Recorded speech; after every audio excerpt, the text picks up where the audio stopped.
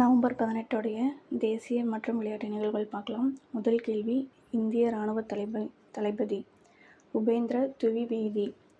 இரண்டாவது கேள்வி, மின்னணு உதிரி பாகங்கள் உற்பத்தியில் எத்தனை திட்டங்களுக்கு மத்திய அரசு ஒப்புதல் அளித்துள்ளது? 17 திட்டங்கள். மூன்றாவது கேள்வி, இந்திய ஏற்றுமதி சரிவு சதவீதம் அக்டோபரில் 11.8%. வங்கதேச குற்றவியல் தீர்ப்பாயத்தால் மரண தண்டனை பெற்ற அந்நாட்டின் முன்னாள் பிரதமர் ஷேக் ஹசீனா. ஐந்தாவது கேள்வி, எகிப்தில் நடைபெற்ற துப்பாக்கிச் சுடுதல் உலக சாம்பியன்ஷிப்பில் இந்தியா வென்ற பதக்கங்கள் 13 பதக்கங்கள். அதில் 3 தங்கம், 6 வெள்ளி, 4 வெண்கலம். இந்தியா 3ஆம் இடம் பெற்றிருக்கு. எகிப்தில் நடைபெற்ற துப்பாக்கிச் சுடுதல் உலக சாம்பியன்ஷிப்பில் முதலிடம் மற்றும் 2ஆம் இடம் பிடித்த நாடுகள். ஃபர்ஸ்ட்டு சைனா 21 பதக்கங்கள், அதில் 12 தங்கம்.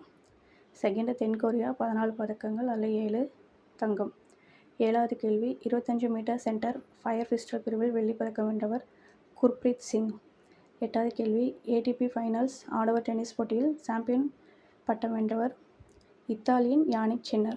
இவருக்கு அகேன்ஸ்டாக விளையாண்டவர் ஸ்பெயின் கார்லோஸ் அல்கராஸ்.